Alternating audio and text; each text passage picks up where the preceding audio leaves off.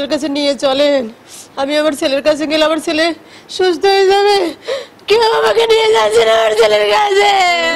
College পড়ুয়া তরুণ ফয়সাল আহমেদ শান্তর মা আহাজারি করছেন একমাত্র ছেলেকে হারিয়ে। 16 জুলাই চট্টগ্রাম মহানগরীর মুরাদপুর এলাকায় বিক্ষোভ করছিল বৈষম্য বিরোধী আন্দোলনের ছাত্র জনতা। এ সময় হেলমেট পরা হামলাকারীদের গুলিতে লুটিয়ে পড়ে শান্ত। এ ঘটনার কথা জানতেন না শান্তর বন্ধু কিংবা বাসার কেউ। টিউশনি শেষে ছেলে ঘরে ফিরবে এই প্রতীক্ষায় নাস্তা তৈরি করছিলেন মা।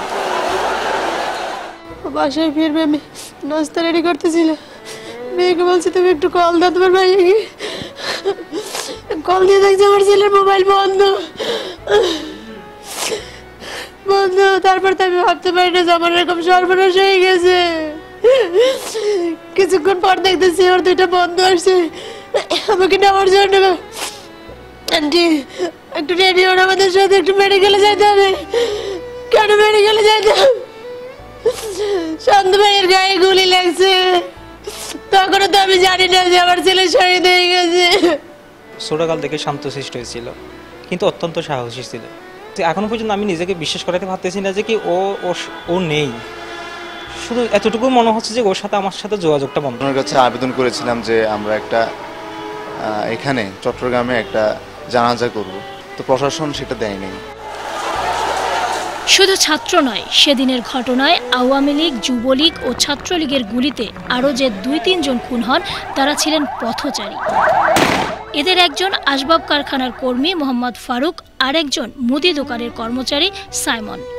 মর্মান্তিক ঘটনার পর থেকে 2 নিম্নবিত্ত পরিবারের সামনে এখন যেন শুধুই অন্ধকার।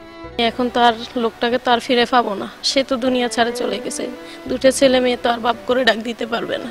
এখন তো ধরেন আমার 2 ছেলে মেয়ে, আমার পিছে তো আর কেউই সাধ্যর মতো আর কেউই চলার মতো কোনো লোক নাই।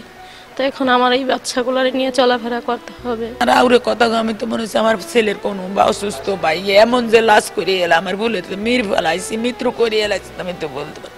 আমার ভূতের ম্যাডাম করে এলাইছি, কুলসে লয়ে এলাইছি, চোখ লয়ে এলাইছি, টিকটে লয়ে এলাইছি। আমার ভূতের বেকান ভালেন না, ছিলেন না, বেকান ছেলে করেন না, কি গেছে। সম্প্রতি নবগঠিত অন্তর্বর্তীকালীন সরকারের উপদেষ্টা বৈষম্য বিরোধী ছাত্র আন্দোলনের সমন্বয়করা সহ স্থানীয় প্রশাসন নিহতদের পরিবারকে সব রকমের সাহায্য সহযোগিতার আশ্বাস দিয়েছেন। নিহতের পরিবার যাতে ক্ষতিপূরণ পায় এই দাবি সকলের।